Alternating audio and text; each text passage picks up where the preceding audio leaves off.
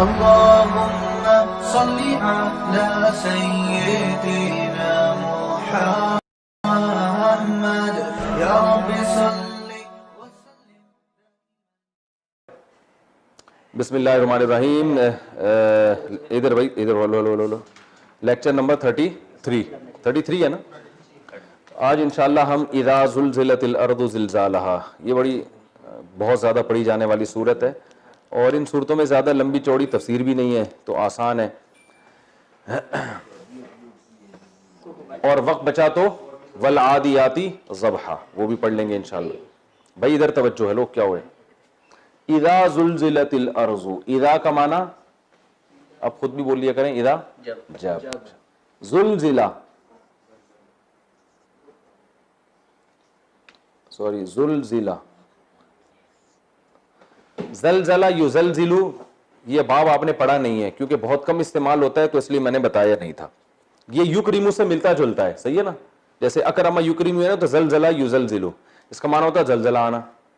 بہت آسان ہے، اردو میں استعمال ہوتا ہے. زلزلت یہ مجہول ہے. اذا زلزلت الارض، ارض کسے کہتے ہیں؟ زمین کو. انگلش میں ارتھ. بہت سے انگلش کے الفاظ عربی سے انگلش میں گئے ہیں کیونکہ عربی قدیم زبان ہے نا، تو بہت سے عربی کے الفاظ جو ہے نا وہ کہاں گئے ہیں؟ انگلش میں گئے ہیں. تو ارتھ، یہ جو ارض عربی کا ہے، یہی انگلش میں جا کے کیا بن گیا؟ ارتھ. تو یہ ارض کا لفظ عربی میں مؤنث ہے، تو اس لیے زلزلہ کے بجائے زلزلت، جیسے ضریبت ہوتا ہے نا، تو جب ملا کے پڑھیں گے تو زلزلت تل بنا دیا، زلزلت الارض، ورنہ زلزلت الارض ہوتا تو الف سائلنٹ ہو جاتا ہے، تو زلزلت الارض. سمجھ میں آ گیا؟ ٹھیک ہے، نہیں آیا تو بھی ٹھیک ہے. اذا زلزلت الارض زلزالہا، جب زمین کو ہلا دیا جائے گا، زلزلہ برپا کر دیا جائے گا زمین پہ. زلزالہا، زلزال یہ مصدر ہے. زلزال کا معنی ہلانا، زلزلہ لانا. زلزالہا، ہا سے مراد یہی زمین ہے. جب زلزلہ لایا جائے گا زمین میں، اس زمین کا زلزلہ، یہ صرف تاکید کے لیے لگایا جاتا ہے عربی میں. اس کو اصطلاح میں کہتے ہیں مفعول مطلق، مگر یہ ٹرم یاد کرنے کی آپ کو ضرورت نہیں ہے. جیسے عربی میں کہا جاتا ہے ضربتہ، میں نے مارا اس کو، ضربن مارنا، میں نے مارا اس کو ضربن. ضربن کا معنی کیا ہے؟ مارنا. تو یہ مارنے کا لفظ صرف تاکید کے لیے بڑھایا جاتا ہے. میں نے مارا اس کو تو مارنا، مارنے والا مارا میں نے، کچھ اور نہیں سمجھ لینا، کیونکہ بعض دفعہ کنایہ کا بھی احتمالات ہوتے ہیں نا کہ پتہ نہیں کیا انہوں نے مارا ہوگا، تو ہو سکتا ہے پیار کرنے کو مارنے سے تعبیر کر رہے ہوں، کچھ بھی ہو سکتا ہے. تو یہ تاکید لگائی جاتی ہے. جلستو جلستن، میں بیٹھا بیٹھنا، یعنی واقعی مضبوطی کے ساتھ بیٹھا. اللهم صل على سيدنا محمد يا رب صل. بسم اللہ الرحمن الرحیم. Lecture number 34. سورہ العادیات ہماری چل رہی تھی. ہم نے والعادیات ضبحا کا ترجمہ پڑھ لیا، فالموریات قدحا، فالمغیرات صبحا، فاثرن به نقعا، فوسطن به جمعا. یہاں تک ہو چکا تھا. فوسطن به جمعا، یہ والی آیت سے ہم آج سٹارٹ کریں گے. فالمغیرات صبحا فاثرن به نقعا فوسطن به جمعا. وسطنا ضربنا کی طرح ہے، فا کا معنی پھر، وسطن به، بھی میں ہی کا تعلق صبح سے بھی ہو سکتا ہے کہ صبح کے وقت، اور ہی کا تعلق ٹاپوں سے بھی ہو سکتا ہے کہ بھی ان ٹاپوں کے ساتھ. وسطنا بھی، وسط کہتے ہیں درمیان کو. آپ نے دیکھا ہوگا نا، اوسط نکالی ہم نے، اس کی ریشو ہر چیز کے درمیانی چیز کو کہتے ہیں نا، بالکل اس کے وسط میں کہتے ہیں نا مشرق وسطی. مشرق وسطی کا مطلب مشرق کے جو بیچ کے ممالک ہیں، نہ سائڈ پہ، نہ دائیں نہ بائیں. مشرق کا بھی ایک ایسٹ ہوتا ہے نا، ایک ویسٹ ہوتا ہے، جیسے ایسٹ افریقہ، ساؤتھ افریقہ ایسا ہوتا ہے نا. تو وسطی یا وسط درمیان کو. فوسطن به، اللہ تعالیٰ فرماتے ہیں کہ پس یہ گھوڑے، به صبح کے وقت، جمع لشکر. جمع کسے کہتے ہیں؟ جماعت. یعنی یہ سب کچھ کر کے وہ لشکر کے درمیان میں گھس جاتے ہیں. اور لشکر بھی کوئی یہ نہیں کہ وہاں وہ گھاس پھوس لے کے بیٹھا ہوا گھوڑوں کے لیے، ٹھیک ہے نا، وہاں بھی گولے برس رہے ہیں، تلواریں ہیں، اور گھوڑا اپنی پشت پہ اپنے مالک کو بٹھا کے اس شان کے ساتھ لشکر میں گھس جاتا ہے. ان الانسان، بے شک انسان، ان الانسان، بے شک انسان، لربہ، اپنے رب کے لیے، لام تاکید کے لیے، کنود، کنود ناشکرا، فعول کے وزن پر. بے شک انسان اپنے رب کے لیے بہت زیادہ ناشکرا، یہ مبالغے کا صیغہ ہے، فعول، بہت زیادہ ناشکرا، ناشکرا ہے. یہ میں تفسیر میں بتاؤں گا کہ کیسے اس آیت کے قسم اور جواب قسم میں کیسے مناسبت ہے. ان الانسان لربہ لکنود وانہ، اور بے شک وہ انسان، علی ذالک، اس بات پر، علی کا معنی پر، ذالک کا معنی یہ، لام کا معنی تاکید، شہید گواہ کو کہتے ہیں. شہید کسے کہتے ہیں؟ شہادت سے ہے نا بھئی، کلمہ شہادت کا بھی تو ہے، گواہی دیتا ہے انسان، گواہ. اور بے شک انسان اس بات پر، کس بات پر کہ وہ ناشکر ہے، لشہید، یقیناً گواہ بھی ہے، لام تاکید کے لیے، یقیناً گواہ بھی ہے. وَإِنَّهُ عَلَى ذَلِكَ لَشَهِيدٌ وَإِنَّهُ لِحُبِّ الْخَيْرِ، اور بے شک وہ، لِحُبِّ الْخَيْرِ، لام کا معنی لیے، حب کسے کہتے ہیں؟ محبت کو. حب اردو میں محبت کا لفظ استعمال ہوتا ہے. حب الخیر، خیر سے یہاں خیر کا لفظ قرآن میں مال کے معنی میں بھی استعمال ہوا بہت زیادہ. ویسے تو خیر بھلائی کو کہتے ہیں نا، لیکن انسانوں کی نظر میں بھلائی کیا چیز ہوتی ہے؟ پیسہ. تو یہاں انسانوں کی زبان کی رعایت میں اس کو خیر کہا گیا ہے، کیونکہ یہ جو قرآن نازل ہوا یہ تو عربوں کے کلام میں نازل ہوا نا، تو جو لفظ جس زبان میں جس معنی میں استعمال ہوتا ہے تو قرآن نے بھی اس معنی میں استعمال کیے. تو خیر کا معنی کیا ہے؟ مال. اچھا، حب الخیر کٹ رہا ہے. لحب الخیری، لی کا معنی لیے، حب کا معنی محبت، خیر کا معنی پیسہ، مال. لشدید، شدید کا معنی شدید، لام تاکید کے لیے. اور بے شک انسان مال کی محبت کے لیے بہت شدید ہے، روکھڑے کی محبت انسان میں بہت زیادہ ہے. وَإِنَّهُ لِحُبِّ الْخَيْرِ لَشَدِيدٌ أَفَلَا يَعْلَمُ، آ کا معنی کیا، فا کا معنی تو، لا کا معنی نہیں، یعلم، یعلم یسمع کی طرح جانتا ہے. افلا یعلم اذا، جب، بعثر، یہ دحرجہ کی طرح، یہ باب میں نے پڑھایا نہیں ہے کیونکہ بہت کم استعمال ہوتا ہے، بس آپ اس کو اکریمہ جیسا سمجھ لیں. اکریمہ کا معنی اکرام کیا گیا، بعثر کا معنی زندہ کیا گیا. اذا بعثر، جب زندہ کیا جائے گا، زندہ کیا جائے گا. افلا یعلم اذا بعثر ما کا معنی وہ چیز، یعنی ان چیزوں کو، ما فی کا معنی میں، قبور، قبروں کو، قبر کی جمع قبور. افلا یعلم، تو کیا یہ انسان جانتا نہیں ہے کہ جب زندہ کیا جائے گا ان کو جو قبروں کے اندر ہے. یعنی انسان اس ٹائم کو نہیں جانتا ہے کہ ایک ٹائم ایسا بھی آنے والا ہے کہ جو قبروں میں آج پڑے ہوئے ہیں وہ زندہ کیے جائیں گے. پیج تو ایسے استعمال ہو رہے ہیں جیسے پیجوں کا آپ کا کوئی بزنس ہو. وحصل، واو کا معنی اور، حصل حاصل سے نکلا ہے، اردو میں استعمال ہوتا ہے. حصل حاصل. سبح یسبح، تو سبح تسبیح کیا گیا، وہ حصل حاصل کیا گیا.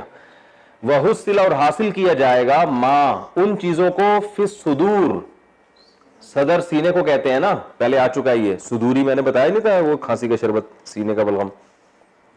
تو ہمارے استاذ جب ہمیں عربی ادب پڑھا رہے تھے تو ایک عربی کی کتاب میں سوال کا لفظ آیا، انہوں نے کہا کھانسی، میں نے کہا جیسے سوالین، سوالین ہمیں تو نہیں پتا تھا سوالین کو کھانسی اس وجہ سے، کھانسی کی دوا ہے نا سوالین. تو جیسے ہی میں نے کہا نا سبق کے دوران جیسے سوالین، تو ہمارے استاذ نے ان سے کہا کہ اس کا دماغ بہت تیز چلتا ہے. کہنے دیکھو اس نے فوراً وہ جو مارکیٹ میں دوا نکل رہی ہے نا، اس نے سوال کے لفظ کو اس پہ لے جا کے فٹ کر دیا.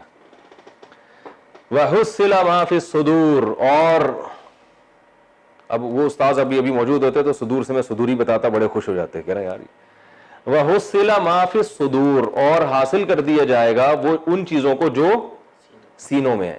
تو سینے میں راز ہوتے ہیں نا, تو وہ راز حاصل کر دیے جائیں گے, نہیں وہ باہر نکال دیے جائیں گے, کیونکہ ہم تو یہ سمجھتے ہیں کہ ہمارے راز پہ کوئی فاش نہیں ہو سکتا. تو اللہ فرماتے ہیں سینوں میں چھپے راز بھی حاصل کر لیے جائیں گے, یعنی ان کی بھی پوری انکوائری کی جائے گی, وہ بھی باہر نکال لیے جائیں گے.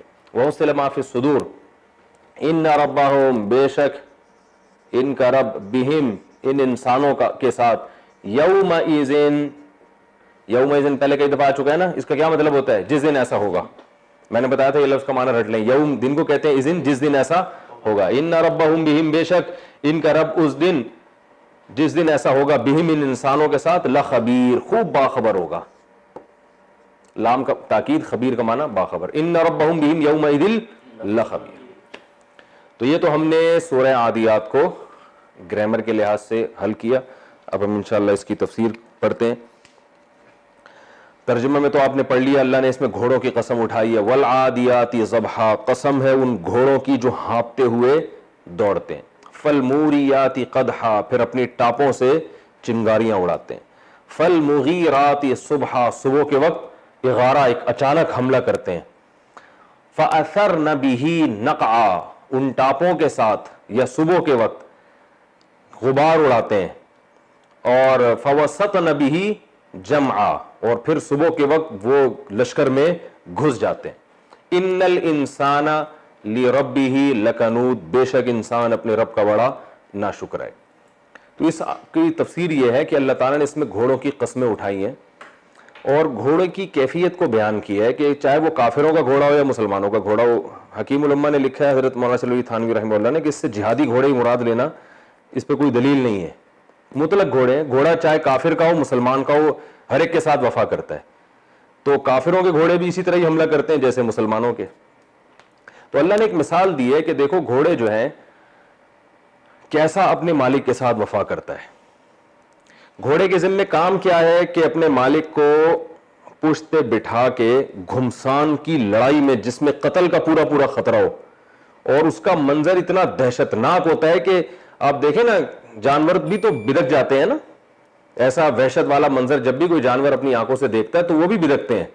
ہم نے تو وہ دیکھا ہے نا کہ کہیں آپ بکری کو لے کے جا رہے ہیں, تھوڑا سا پانی آئے وہ گھبراتی ہے, گدھے کو آپ دھکا دو وہ نہیں جا رہا ہوتا, ٹھیک ہے نا, ایسے گھبرا جاتے ہیں. سب جانوروں میں بھی ایک خوف اللہ نے رکھا ہے.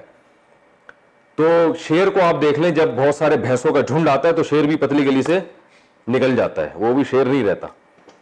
تو سامنے سے تیر برس رہے ہوتے ہیں, تلواریں برس رہی ہوتی ہیں, تو اللہ فرماتے ہیں گھوڑا اپنے مالک کو اپنی پشت پہ بٹھا کے, جو مالک نے کام لگایا ہے کہ بھائی گھمسان کی جنگ میں مجھے لے جا کے ڈال دو, تو گھوڑا کیا کرتا ہے کہ نہ صرف یہ کہ مالک کی اس جو کام مالک نے لگایا اس کو پورا کرتا ہے, بلکہ اس پورا کرنے میں بھی ایک شان کے ساتھ پورا کرتا ہے.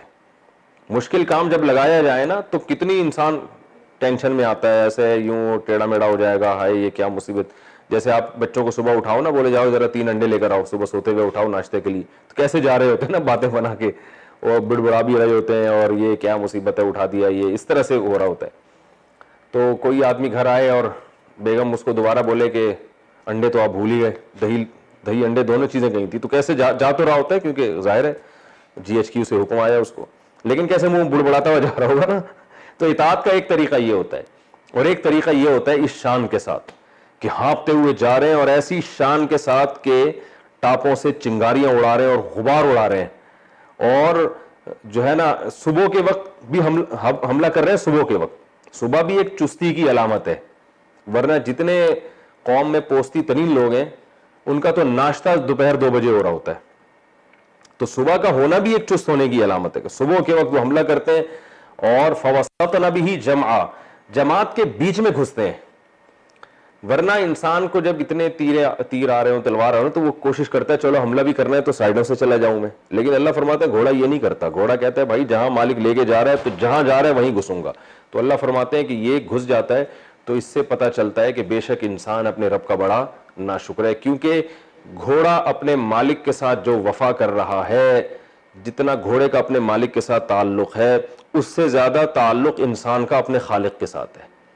لیکن انسان اپنے خالق کے ساتھ اس طرح سلوک نہیں کرتا. اسے اللہ نے نماز کا حکم دیا کیسے سستی کرتا ہے, روزے کا حکم دیا کیسے سستی کرتا ہے, والدین کی اطاعت کا حکم دیا کیسے سستی کرتا ہے. تو بہت کم لوگ ہوتے ہیں جو اللہ کے ساتھ وفا کرتے ہیں حقیقی معنوں میں. تو اللہ نے فرمایا ان الانسان لربہ لکنود, بے شک انسان اپنے رب کا بہت بڑا ناشکرا ہے. وانہ علی ذلک لشہید, اور فرمایا کہ یہ جو دعویٰ ہم کر رہے ہیں خود انسان خود بھی اس پر گواہ ہے. گھوڑوں کے حالات دیکھ لے, کتوں سے عبرت حاصل کرنی چاہیے, کتا کیسی وفا کرتا ہے. تو اللہ فرماتے ہیں خود انسان اس پر گواہ بھی ہے. یہ تو ہم نے انسان کو یاد دہانی کے لیے کہہ دیا, تو ایک شکایت ہے انسان سے اللہ تعالیٰ کو. وَإِنَّهُ عَلَى ذَلِكَ لَشَهِيدٌ وَإِنَّهُ لِحُبِّ الْخَيْرِ لَشَدِيدٌ. اب انسان کی جو بے وفائی ہے نا, اگلی آیت میں اس کی وجہ بیان کی جائے گی, اور اس سے اگلی آیت میں اس وجہ کا علاج بتایا جائے گا. یعنی اگلی آیت جو ابھی ہے نا اس میں یہ بتایا جائے گا کہ یہ ناشکرا ہے کیوں, ناشکرا ہے کیوں, اور اس سے اگلی آیت میں اس ناشکری کا علاج کہ یہ اپنے اندر پیدا کر لو تو یہ ناشکری ختم ہو جائے گی. تو ناشکرا تو ہے, یہ دعویٰ کیا. ناشکری ہونے کی وجہ کیا ہے؟ فرمایا فلا یعلم وانہ لحب الخیر لشدید, کہ یہ مال کی محبت اس میں بہت زیادہ ہے. تو دولت کی محبت ہے, اور دولت کی محبت کیوں ہے؟ دولت سے انسان کی خواہشات پوری ہوتی ہیں. غریب آدمی اپنی خواہشات لے کے بیچارہ دنیا سے چلا جاتا ہے, وہ تو بیچاروں کو جگہ جگہ رشتوں سے ٹھکرا دیا جاتا ہے. ابھی ایک صاحب میرے پاس آئے, کہنے لگے یار وہ میں جہاں بھی پیغام بھیجتا ہوں میری تنخواہ دیکھ کے مجھے جواب دے دیتے ہیں, تو میری شادی نہیں ہو رہی. تو میں نے تنخواہ پوچھا, بیچارہ اتنا غریب تھا, میں نے کہا یار یہ تو تم نکاح کا پیغام بھیج کہاں رہے ہو؟ اس نے چند علاقے بتایا. میں نے کہا آپ وہاں نہ بھیجو پیغام, آپ ایسی جگہ پیغام بھیجو جہاں جس کے ابا کی تنخواہ آپ سے بھی کم ہو, تو وہ مان جائیں گے. کہہ رہے یار وہ میرا معیار نہیں ہے پھر. تو میں نے کہا آپ کا معیار جتنا آپ کی چادر ہے وہ چادر دیکھ کے پاؤں پھیلاؤ نا. تو غربت تو اللہ کی طرف سے ہوتی ہے, غربت تو کوئی عیب نہیں ہے اس میں. تو ہمارے نبی صلی اللہ علیہ وسلم دنیا کے مسکین ترین انسان تھے, تو غربت عیب نہیں ہے. لیکن جتنے آپ ہو اور تمنائیں آپ, میں نے کہا کیوں آپ سے کوئی خاتون کرے گی, وہ بیچاری اپنے باپ کے گھر اتنا اچھا کھا رہی تھی, وہ آپ تو اس کو بیچارے کو غربت میں رکھو گے, تو وہ کیوں کرے گی آپ سے؟ کوئی ظرف ہو کسی کا بہت بڑا تو اچھی بات ہے. تو انسان کی یہاں تمنائیں پوری نہیں ہوتی. لوگ سمجھتے ہیں دولت مندوں کی ہر تمنا پوری ہوتی, وہ بھی نہیں ہوتی. لیکن بہرحال پیسہ جو ہے نا خواہشات پوری کرنے کا ایک بہت بڑا ذریعہ ہے. تو اصل مقصد کیا اللہ فرماتے ہیں؟ یہ خواہشات کا غلام ہے. اور جب آپ کسی سے وفا کرتے ہیں تو اپنی خواہشات کو قربان کرنا پڑتا ہے. جیسے گھوڑا جب وفا کرتا ہے نا تو اپنی خواہشات کو قربان کرنا پڑتا ہے. گھوڑے کا بھی دل چاہتا ہے میں بس گدھے کی طرح نا وہ ریت میں کلا بازیاں کھاتا رہوں. جیسے گدھا نہیں کلا بازیاں کھاتا, دھوپ لے رہا ہوتا ہے اور ڈیچو کر رہا ہوتا ہے, گھوڑے کے بھی یہی دل چاہتا ہے کہ یار جیسے سارے گدھے وہ ایسے آرام سے پڑے ہوئے ہیں اور کلا بازیاں کھا رہے ہیں, اور جب چاہو آواز پھاڑ کے چیخنا شروع کر دیتے ہیں, ڈھیچو, کوئی روکنے والا نہیں ہے. تو ہم بھی یہی کریں. ہمیں کیا ضرورت ہے اتنی اسپیڈ سے بھاگیں کہ وہ سانس ایسا پھولتا ہے گھوڑے کا. آپ جاگنگ کر کے دیکھو پتہ چلتا ہے سانس پھولنا کتنی بڑی ٹینشن ہے انسان کے لیے. اور پھر میں جاؤں گا تو میرے آنکھ میں بھی تیر لگ سکتا ہے, گردن بھی کٹ سکتی ہے. تو یہ ساری خواہشات پہ کنٹرول کیا گھوڑے نے. تو اللہ فرماتے ہیں انسان کے اندر ٹینشن کیا ہے؟ انہ لحب الخیر لشدید, یہ پیسے کا لالچی. اور پیسے کا لالچی کیوں ہے؟ پیسے سے خواہشات پوری ہوتی ہے, تو خواہشات کی لالچ ہے اس کے دل میں. تو یہ خواہشات اس کو خدا کی غلامی سے روکتی ہیں. خواہشات زنا بھی کرواتی ہیں, خواہشات کہتی ہیں سود بھی کھاؤ, خواہشات کہتے ہیں بوڑھے ابا کو اولڈ ہوم میں جمع کرا دو, خواہشات کہتی ہیں بیوی کے ساتھ وفا نہ کرو, عورت شوہر کی کڑوی کسیلی برداشت نہ کرے, جو رشتہ داریاں ٹوٹ رہی ہیں, جو اللہ کے ہر طرح سے حق تلفی ہو رہی ہے, تو اس کی بیسک وجہ ہے خواہشات. اور خواہشات چونکہ پیسے سے پوری ہوتی ہیں, یعنی بڑی وجہ پیسہ ہے, تو اس لیے ساری دنیا کس کے پیچھے بھاگ رہی ہے؟ پیسے کے. ہم نے تو دیکھا ہے زیادہ تر جو غیر مسلم ہے نا وہ تو بہت ہی پیسے کو خدا سمجھتے ہیں, وہ تو ہر چیز میں بس پیسہ, ان کو پتا ہے بھائی ہر چیز پیسے سے پوری ہو رہی ہے. تو اللہ نے فرمایا انہ لحب الخیر لشدید, پیسے کو بے پناہ محبت ہے. اب آگے اللہ علاج بتا رہے ہیں افلا یعلم اذا بعثر ما فی القبور, اس کو معلوم نہیں ہے کہ جب مردوں کو بھی قیامت کے دن زندہ کیا جائے گا. تو یعنی یہ بتایا جا رہا ہے کہ بھئی یہ دنیا مسافر خانہ ہے, ہمیشہ رہنے کی جگہ نہیں ہے. ایک وقت آئے گا قبر میں جاؤ گے اور پھر ایک وقت آئے گا قبر سے نکلو گے. جس بچے کو یہ پتا ہو کہ میرا ایگزام بھی ہوگا 1 سال کے بعد, وہ تو یونیورسٹی میں پڑھائی میں محنت کرے گا, پان گٹکے میں اسنوکر میں ٹائم ضائع نہیں کرے گا. آج میں ایک بچے سے پوچھ رہا تھا کہ لاک ڈاؤن میں سنا ہے آپ کچھ بھی نہیں کر رہے, ساری پڑھائی وڑائی چھوڑ دیے, سنا ہے سارا دن پب جی اور کمپیوٹر کھیلتے رہتے. اس نے کہا مسکرا کے کہا, میں نے کہا ماشاءاللہ فیوچر آپ کا امید ہے کہ بہت ہی اچھا ہوگا. تو ہنسنے لگا. ٹھیک ہے نا. تو اب اگر یہ سارا سال ہی ضائع کر دے کوئی انسان گھر میں بیٹھ کے, بچے پڑھے نہیں اور جو جاب کرنے والے ہیں وہ بھی نہ جائیں اور زندگی اسی طرح گزاریں, تو وقتی مزے تو بہت حاصل ہوں گے لیکن یہ مزے تھوڑے دنوں میں تباہ ہو جائیں گے, برباد ہو جائیں گے. کوئی بھی ماں باپ بھی قبول نہیں کرتے پھر ایسے بچوں کو, دھکے دے کے نکال دیتے ہیں, بھائی کیا ہم تو کہ کھلانے کی مشین ہے. تو بیائی نہیں, یہی حال انسان کی یہی حالت آخرت کے معاملے میں کہ اللہ فرماتے ہیں اسے پتا نہیں ہے کہ ایک دن قبر بھی ہے اور ایک دن قبر کے بعد اٹھنا بھی ہے, حساب دینا پڑے گا. تو یہاں اگر تم نے صرف دولت سمیٹنے میں اور عیاشی میں ٹائم گزار لیا تو فیوچر تمہارا کیا ہو جائے گا, تباہ ہو جائے گا. تو افلا یعلم اذا بعثر ما فی القبور, اسے معلوم نہیں ہے کہ قبروں میں ایک دن زندہ کر کے اٹھایا جائے گا. وحصل ما فی الصدور, اور ایسا حساب ہوگا کہ ظاہری اعمال تو دور کی بات, سینوں کے بھیدوں کو بھی جو ہے نا ظاہر کیا جائے گا. اگر دل میں کسی غلط خیال تمہارے آیا اور عزم کیا تم نے برائی کا, ایک تو ہوتا ہے نا وسوسہ آنا, خیال آنا, وہ تو اللہ نے معاف کیا ہے. دل میں عزم کیا کہ میں یہ کام کروں گا اور اگر مجھے اللہ نے طاقت دی اور وہ برائی کا کام تھا, تو اس عزم پہ بھی انسان کو گناہ ملتا ہے. تو ایسے پر بھی اللہ تعالیٰ فرماتے ہیں کہ وہ بھی سامنے آئیں گے, ان کو بھی ترازو کے پلڑے میں رکھا جائے گا. تو اتنا سخت جس کا حساب و کتاب ہونے والا ہو اس پہ ناشکری سوٹ نہیں کرتی. تو یہ اس کا علاج بتایا گیا. وَحُصِّلَ مَا فِي الصُّدُورِ إِنَّ رَبَّهُمْ بِهِمْ يَوْمَئِذٍ لَخَبِيرٌ. فرمایا جس دن ایسا ہوگا تمہارا رب تم سے بہت باخبر ہوگا, یعنی اب بھی باخبر ہے, اس وقت بھی باخبر ہوگا, اسے سب پتا ہوگا کہ کون کیا کارنامے کر کے آیا ہے. تو اسی حساب سے پھر تمہیں وہاں سزا اور جزا دی جائے گی. تو خلاصہ اس صورت کا یہ نکلا کہ اللہ تعالیٰ نے گھوڑوں کی قسم اٹھائی اور قسم اٹھا کے یہ ثابت کیا کہ انسان ناشکرا ہے. پھر ناشکری کی وجہ بیان کی کہ دل میں دولت کی محبت ہے, اور اس دولت کی محبت کو ختم کرنے کا طریقہ بتایا آخرت کا استحضار. تو اس سے ہمیں پتہ چلتا ہے کہ ایک تو پیسے کی محبت دل سے کم کرنی چاہیے. کیسے کم کرنی چاہیے؟ علماء کہتے ہیں صدقات و خیرات خوب کرو. جب پیسہ جیب سے نکلے گا نا تو دل میں دولت کی محبت کم ہوگی. دوسرا اس طرح سے بھی کہ روزانہ 24 گھنٹے میں کچھ ٹائم نکال کے یہ اپنا یعنی مراقبہ کرنا چاہیے کہ بھائی ایک دن میں مروں گا. آج میں نے عصر کے بعد ایک جنازہ پڑھایا, وہ 45 سال کے صاحب تھے جن کا جنازہ تھا, جوان لڑکا, اچانک ہارٹ اٹیک ہوا, مر گیا. ابھی 1 گھنٹہ پہلے کی بات ہے. تو جوان لڑکا, تو میں بھی سوچ رہا تھا یار ہم بھی لیٹ سکتے ہیں, کسی کا بھروسہ تھوڑی ہے. تو کیسی زندگی, آپ دیکھو 2 منٹ کے اندر ختم. نہیں لیٹے تو کل لیٹ جائیں گے. تو بار بار نا جنازے کے بارے میں سوچا کریں, بھائی ہم بھی لیٹنے والے ہیں, پھٹے پہ لیٹیں گے.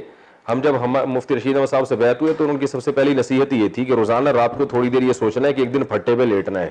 ٹھیک ہے نا, پھٹے پہ لیٹے ہوئے ہوں گے, لوگ غسل دے رہے ہوں گے اور ہم ہل بھی نہیں سکتے ہوں گے. پھر جنازے کی چارپائی اٹھائی جائے گی اور قبر میں لے جا کے ڈال دیا جائے گا. تو یہ انسان سوچتا رہے تو پھر دنیا اس کو مسافر خانہ ہی لگتی ہے کہ یار یہ ٹریولنگ میں ہے, یہ اصل رہنے کی جگہ نہیں ہے. تو یہ جتنا انسان سوچے گا تو لائن پہ آئے گا انشاءاللہ. کافر اسی چیز کو بھول جاتا ہے, موت کو بھول جاتا ہے. اللہ تعالیٰ سمجھنے کی عمل کی توفیق عطا فرمائے. اس کے بعد انشاءاللہ ہم اگلی سورت شروع کرتے ہیں, سورہ القاریعہ. تو پہلے ہم گرامر کے لحاظ سے اس کو حل کرتے ہیں اور پھر انشاءاللہ اس کی تفسیر.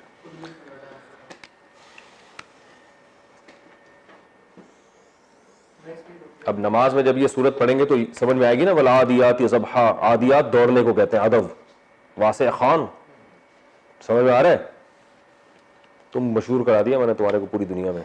لوگوں نے کمنٹ نیچے لکھے ہوتے ہیں واسع خان کو دکھاؤ تو صحیح. یار تم دکھا تو دو اپنے آپ, کھڑے ہو شاباش, کیمرے میں دکھاؤ اپنے آپ. لوگ کہہ رہے ہوتے ہیں واسع خان کہاں ہے؟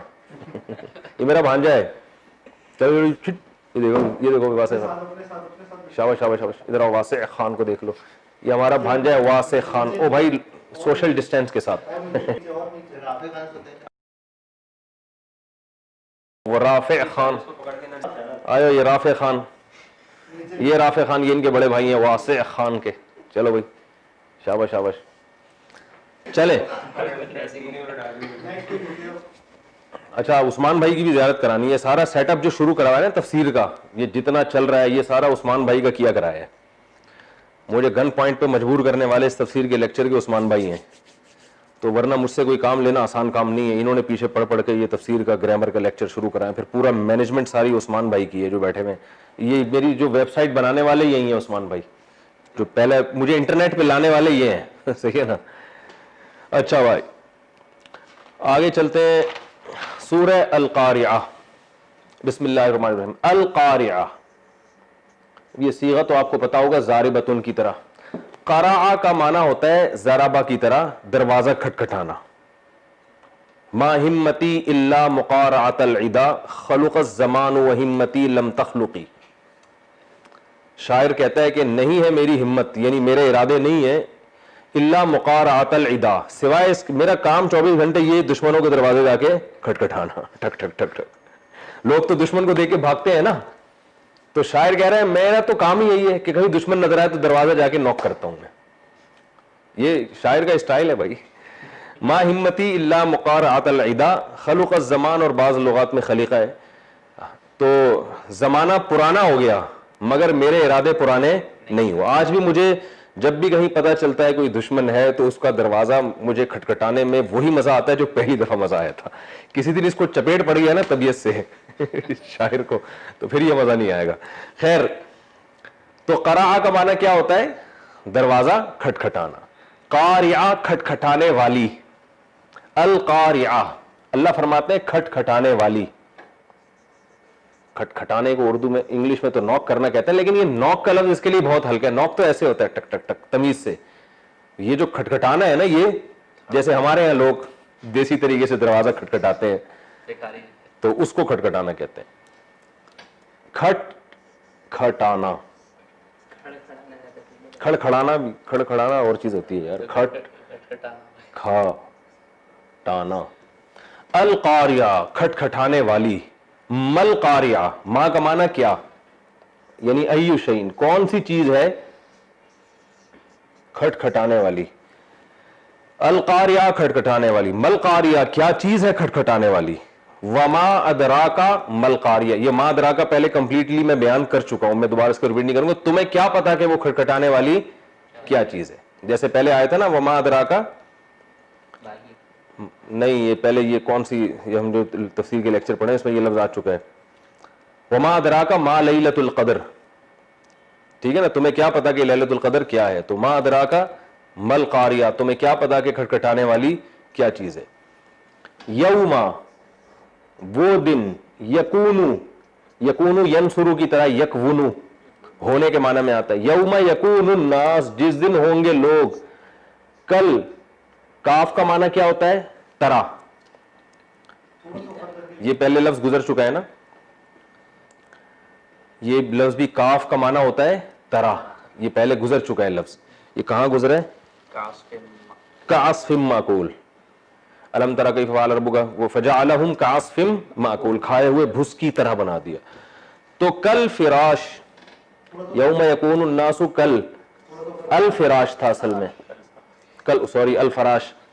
یوم یکون الناس کل فراش, کل یعنی الفراش تھا اور شروع میں کا لگا تو ملا کے پڑھتے ہیں کل فراش. کل فراش, فراش کہتے ہیں پتنگا. پتنگا کسے کہتے ہیں؟ یہ جو پروانے ہوتے ہیں نا, بارشوں میں پروانے نہیں آتے جو آگ کے قریب جا رہے ہوتے ہیں, بہت زیادہ ہوتے ہیں نا یہ. المبسوس, کل فراش المبسوس.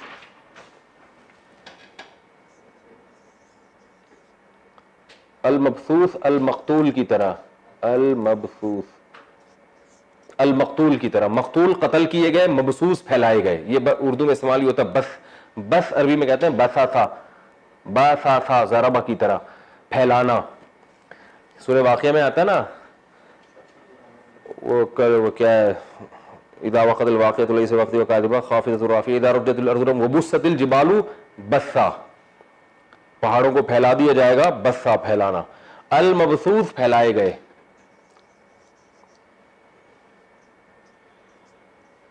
پھیلائے گئے. کل فراش المبسوس کا مطلب کیا ہوا؟ وہ دن یکون الناس, ہو جائیں گے لوگ, کل فراش, پتنگوں کی طرح, المبسوس, بکھرے ہوئے. جیسے پتنگے نہیں الٹے سیدھے, جب بارشوں میں بارش تھمتی ہے تو کیسے اتنے پورے پورے ڈھیر لوگ پہلے اٹھایا کرتے تھے پتنگوں کے, ایسے پتنگے, تو ایسے انسان پڑے ہوئے ہوں گے. یوم یکون الناس کالفراش المبثوث وتکون الجبال, واو کا معنی اور, تکونو یہ تکونو تنسرو کی طرح, کیونکہ جبال مؤنث ہے تو تنسرو آ رہا ہے ینسرو کے بجائے. وتکون الجبال, جبال جبل کی جمع ہے. جبل کسے کہتے ہیں؟ پہاڑی, بہت استعمال ہوتا ہے قرآن میں. جبل الطارق ہے نا, اور جبرالٹر جسے کہتے ہیں, تو یہ جبل سے ہی نکلا ہے, جبل طور. تو جبال اس کی جمع. وتکون الجبال, اور ہو جائیں گے پہاڑ, کالعہن, کل وہی ہے العہن تھا, العہن کہتے ہیں روئی کو, کپاس کاٹن. المنفوش, نفش کہتے ہیں روئی دھلنا, روئی کو جو نہیں ایسے دھونا جاتا ہے, جب کچھ بنایا جاتا ہے اس سے روئی کو ایسے, پہلے خواتین سویٹر بنتی تھی نا ونس اپون اے ٹائم, تو اس میں ایسا ہی ہوتا تھا. جو جتنی بھی گورنمنٹ اسکول کی جو فیمیل ٹیچر ہوتی ہے ان کا کام سارا دن بیٹھ کے سویٹر بننا ہی ہوتا تھا. تو یہ اس دور کی بات کر رہا ہوں. اب وہ موبائل سے, اب موبائل آ گیا تو سویٹر بننے کی ضرورت ہی نہیں ہے ان کو. تو جتنے سویٹر گورنمنٹ اسکول کی جو ٹیچرز فیمیل ہوتی تھیں, ہمارے قریب میں ایک اسکول تھا نا بچوں کا, خواتین کا, تو میں وہاں جب بھی جاتا تھا تو وہاں جتنی فیمیل ٹیچرز تھیں ان کا کام ہوتا تھا سویٹر بننا. بہت پرانی بات کر رہا ہوں, جب ہم بہت ہی چھوٹے ہوا کرتے تھے. تو نفش کا معنی, نفش کا معنی روئی دھلنا. المنفوش دھنی ہوئی, جس کو دھونا گیا ہو, مقتول کی طرح. وتکون الجبال, اور ہو جائیں گے پہاڑ, کالعہن روئی کی طرح, المنفوش دھنی ہوئی روئی. یعنی پہاڑ ایسے ہلکے پھلکے ہو کے جیسے روئی کے گالے نہیں اڑ رہے ہوتے, اس طرح سے ہو جائیں گے. وتکون الجبال کالعہن المنفوش. فاما, یہ وہی اما ہے جو سورہ والضحیٰ میں آیا تھا, اما الیتیم فلا تقہر, بہرحال کچھ بھی ہو جائے. فاما, بہرحال. فاما من, وہ شخص, ثقولت, ثقولت ثقل سے ہے, ثقل بوجھ کو کہتے ہیں, کشی سے ثقل ہوتا ہے نا, کہتے ہیں یہ کافی ثقیل ہے, بہت ثقیل زبان استعمال کر رہے ہیں, کہتے ہیں نا لوگ. تو ثقولا کروما کی طرح, ضربا کی طرح, ثقولت ضربت کی طرح, ٹھیک ہے. فاما من ثقولت, وہ شخص کے بوجھل ہو گئے, موازینہ, موازین وزن, وزن کی جمع موازین, میزان کی جمع موازین آتی ہے. میزان کہتے ہیں ترازو کو, اس میں ویٹ ہوتا ہے نا, تو اس کی جمع کیا آتی ہے؟ موازین. من ثقولت موازینہ, وہ شخص کے جس کے ترازو بوجھل ہو گیا. مراد نیکیوں کا ترازو ہے, جس کا ترازو کیا ہو گیا؟ بوجھل ہو گیا, جس کا وزن بھاری ہو گیا. فہوا, تو ہوگا وہ شخص, فی کا معنی معیشہ, عیشت زندگی کو کہتے ہیں. معیشت کا لفظ ہوتا ہے نا استعمال, معیشت یعنی وہ چیز جس سے ہماری زندگی چل سکے, معاشی ترقی. عیش بھی اسی سے نکلا ہے, بڑے عیش میں ہے بھائی, یعنی خوب لائف کو انجوائے کر رہے ہیں. عیاشی بھی اسی سے. فہو فی عیشۃ, وہ ایک زندگی میں ہوگا, راضیہ, راضیہ ضاربۃ کی طرح, راضی. راضی کسے کہتے ہیں؟ جو خوش ہو آپ سے. ایسی زندگی میں ہوگا جو زندگی کیا ہوگی؟ خوش ہوگی, خوش ہونے والی زندگی خوش ہوگی. فہو فی عیشۃ راضیہ. واما, وہی من, وہ شخص, خفت, خفت اصل میں تھا خافافت,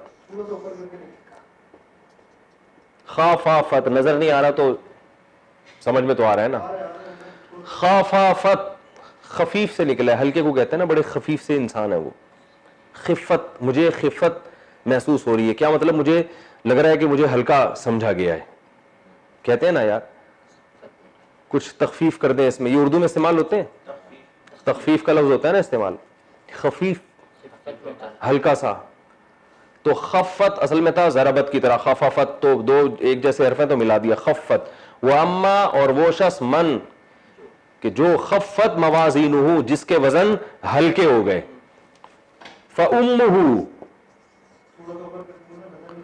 تو بے شک امہ, ام کہتے ہیں ہر چیز کی اصل کو, ماں کو بھی اسی لیے کہتے ہیں عربی میں کہ وہ بچے کی اصل ہوتی ہے، جہاں سے بچہ دنیا میں آیا ہوتا ہے، جو اس کی پیدائش کا ذریعہ بنی ہوتی ہے. ورنہ کا اصل معنی کیا ہے؟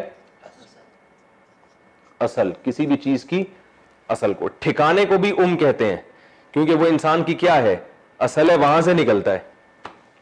بھائی دیکھو، آپ کو ایک آدمی کبھی وہاں بیٹھا ہوا نظر آ رہا ہے، کبھی وہاں بیٹھا ہوا نظر آ رہا ہے، آپ کہتے ہیں یار تمہارا اصل ٹھکانا ہے کدھر؟ پتہ ہی نہیں چلتا، کبھی درخت کے نیچے بیٹھے ہو، کبھی انڈا موڑ پہ بیٹھے ہو. تو بتاتا ہے بھائی میرا اصل ٹھکانا تو ہے گرو مندر پہ. تو مطلب کیا ہے کہ ٹھکانے کا مطلب بھائی گھوم پھر کے بالآخر میں نے جانا وہاں ہوتا ہے، میں جہاں بھی بیٹھتا ہوں تو نکلتا وہاں سے ہوں میں. اس کو ٹھکانے کو کہتے ہیں. تو فَأُمُّهُ کا مطلب یہاں پر کیا ہوگا؟ اس کا ٹھکانہ، یعنی بہرحال اس نے لوٹ کر کہا نا ادھر ہی. فَأُمُّهُ جس کے وزن کا ترازو کم ہو گیا، فَأُمُّهُ تو بے شک اس کا ٹھکانہ ہاویہ. ہاویہ جہنم کی ایک وادی ہے، اللہ سب کو بچائے. فَأُمُّهُ ہاویہ تو اس کا ٹھکانہ کیا ہے؟ ہاویہ ہے. اور ہوا یہوی کا معنی ہوتا ہے گرنا، لڑکنا. تو ہاویہ لڑکنے والی، یعنی وہ کوئی بھی چیز اس میں گرے گی نا وہاں پہ، تو اس لیے اس بہت گہرائی میں ہے وہ جہنم، تو اس لیے اس کا نام کیا ہے؟ ہاویہ. لیکن آپ کو اس کی ضرورت نہیں ہے، بس آپ یہ نام یاد رکھیں، ہاویہ جہنم کی ایک وادی ہے. وما ادراک ما ہی، ہاں فأمہ ہاویہ تو اس کا ٹھکانہ کیا ہے؟ ہاویہ ہے. وما ادراک اور تمہیں کیا معلوم؟ ما ادراک تو آسان ہے، ما ہی اصل میں تھا ما ہی. ماں کا معنی کیا چیز ہے؟ ہیا کا معنی یہ ہیا، ہوا کا معنی وہ، اور ہیا کا معنی ایک عورت کے لیے استعمال ہوتا ہے نا. تو یہ چونکہ مؤنث ہے، آخر میں جو ہا لگی ہے نا، یہ ہائے وقف کہلاتی ہے. ٹھیک ہے نا؟ بس یوں سمجھ لیں کہ کلام کے وزن کو برقرار رکھنے کے لیے یہ استعمال یہاں پر ہو رہی ہے. وما ادراک ما ہیا جب عربی میں وقف کرتے ہیں تو بعض دفعہ ہا بھی لگا دیتے ہیں آخر میں. ٹھیک ہے نا؟ تو فأمہ ہاویہ تو اس کا ٹھکانہ جہنم کی وادی ہے. وما ادراکا تمہیں کیا پتا؟ ما ہیا یہ جہنم کی وادی کیا چیز ہے؟ نارن آگ ہے، حامیہ جلنے والی، گرم. حامیہ یہ بھی اس میں فاعل ہے، گرم ہونے والی، یعنی گرم آگ. یہ آگ ہے گرم جس میں ان کو ڈالا جائے گا. تو یہ تو اس کا میں نے تھوڑی سی گرامر بتا دی. اس کی تفسیر بہت آسان ہے، مختصر ہے، 5 منٹ میں ہو جائے گی انشاءاللہ. القاریات اچھا، ہر سورت کا شان نزول نہیں ہوتا. لوگ پوچھ رہے ہوتے ہیں اس کا شان نزول کیا ہے. بس شان نزول یہی ہے کہ اللہ نے عبرت کے لیے ایک چیز نازل کی ہے، بتانے کے لیے، قیامت کی ہولناکیاں بیان کی ہیں. کیونکہ مکی صورتوں میں زیادہ تر آخرت کی چیزیں زیادہ ہیں، تاکہ انسان پہلے آخرت پر یقین مضبوط ہوگا تو پھر اعمال کے لیے تیار ہوگا نا، پھر آگے حکام نازل ہوں گے. القاریات ملقاریہ اللہ فرماتے ہیں کہ کھٹکھٹانے والی، یعنی یہاں مراد ہے کانوں کو کھٹکھٹانے والی. ملقاریہ تمہیں کیا معلوم کہ وہ قاریہ کیا چیز ہے؟ وما ادراک ملقاریہ پھر اللہ فرماتا ہے تمہیں کس نے بتایا کہ قاریہ کیا؟ یہ تمہیں کیا پتا کہ وہ قاریہ؟ یہ 3 دفعہ جو تکرار کیا گیا نا اس کی شان کو بیان کرنے کے لیے. تو یہ کوئی یعنی وہ کھٹکھٹانے والی چیز معمولی نہیں ہے، کیونکہ جب سور پھونکا جائے گا اور جو تباہی ہوگی تو انسان کے کانوں کو وہ دستک دے گی، اور انسانوں کے کانوں کو کھٹکھٹائے گی، وہ دستک دے گی. جیسے کوئی دشمن دروازے پہ آ کے جب دستک دیتا ہے تو کیسے کانپ اٹھتے ہیں نا. تو ابھی انسان چونکہ غفلت کے پردوں میں سب، کوئی ڈرامہ دیکھ رہا ہے، کوئی فلم دیکھ رہا ہے، کوئی لائف کو انجوائے کر رہا ہے، کوئی تفریح میں لگا ہوا ہے، کوئی شراب میں لگا ہوا ہے. تو اللہ فرماتے ایک چیز آنے والی ہے، ایسی آفت جو انسانوں کے دروازوں کو اور ان کے کانوں کو کھٹکھٹائے گی. سب کی توجہ پھر جب دروازہ کوئی دھڑ دھڑ نوک کر رہا ہو تو سارے کام چھوڑ کے توجہ کہاں ہوتی ہے؟ اسی طرف ہوتی ہے کہ اچانک اس ٹائم پہ کون آ گیا. تو اس لیے اللہ نے اس کی ہولناکی کو بیان کیا کہ وہ بھی اسی انداز سے آئے گی کہ ساری دنیا ہر کام چھوڑ کر توجہ کس کی طرف ہوگی؟ اسی سور کی طرف ہوگی. تو اللہ فرماتے ہیں یوم یکون الناس کالفراش المبثوث جب وہ کھٹکھٹانے والی آئے گی جو انسانوں کے کانوں کو پھاڑ دے گی. تو یوم یکون الناس یہ وہ دن ہوگا جب لوگ کالفراش المبثوث بکھرے ہوئے پتنگوں کی طرح ہوں گے. اتنی بڑی دنیا میں پہلا سور جب اسرافیل علیہ السلام اس سور میں پھونک ماریں گے تو اتنی بڑی تباہی آئے گی، جو آواز کی طاقت سے نا زلزلہ آئے گا زمین میں، اور اتنی بڑی تباہی آئے گی، انسان ایسے مریں گے، بہت کثرت سے آبادی ہوگی، ایسے مرے پڑے ہوئے ہوں گے جیسے پتنگے بارشوں میں.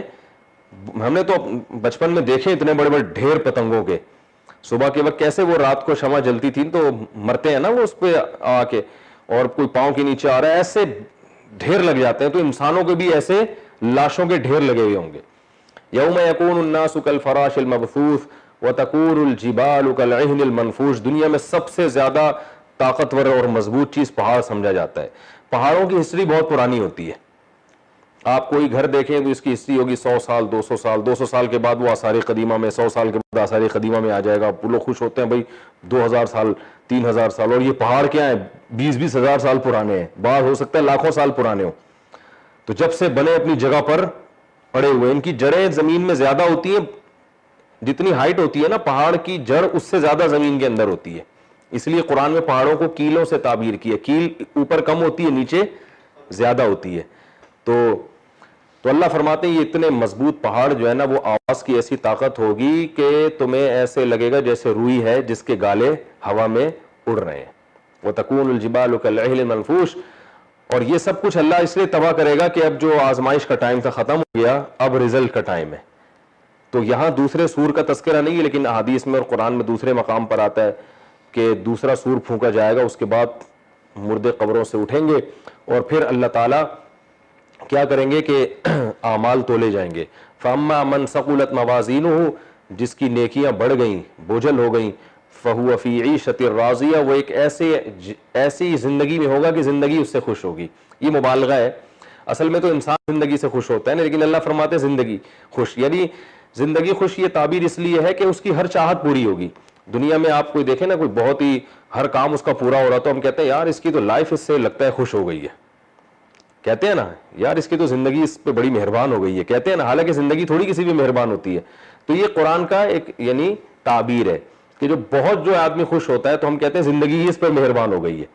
تو اللہ فرماتے ہیں اس کی زندگی اس سے خوش ہوگی. یعنی ایسا لگے گا کہ جیسے جو یہ چاہ رہا ہے اس کی لائف اس کی چاہت کو پورا کر رہی ہے. تو پورا تو اللہ ہی کر رہا ہوگا اور یہ زندگی سے خوش ہوگا.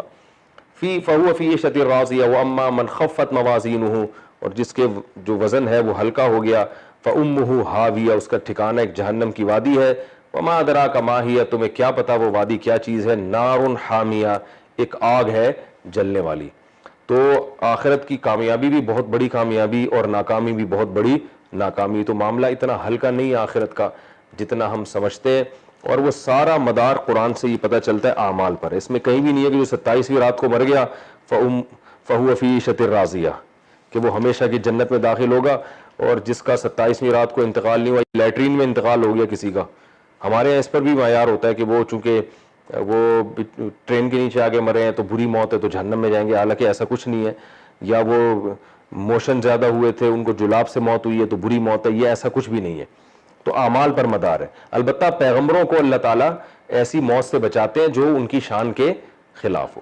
تو اس لیے جو مرزا غلام احمد کے بارے میں کہا جاتا ہے نا بیت الخلاء میں مرا تھا, تو قادیانی اس پہ یہ کہہ سکتے ہیں کہ بیت الخلاء میں مرنا کوئی بری چیز تو نہیں ہے. تو پیغمبر کے لیے بری چیز ہے لیکن امتیوں کے لیے بری چیز نہیں ہے. کوئی بھی کہیں بھی دنیا میں جا سکتا ہے, کسی بھی حالت میں جا سکتا ہے. تو نجات کا مدار اعمال پر ہے, ان چیزوں پر نہیں ہے. تو اللہ نے فرمایا جس کے اعمال اچھے ہوں گے وہ عیش کرے گا, اور جس کے اعمال خراب ہوں گے, یعنی اعمال تو کچھ ہر اچھے کے کچھ برے بھی ہوتے ہیں اور ہر برے کے کچھ اچھے بھی ہوتے ہیں, تو اعمال تولے جائیں گے. تولے جائیں گے.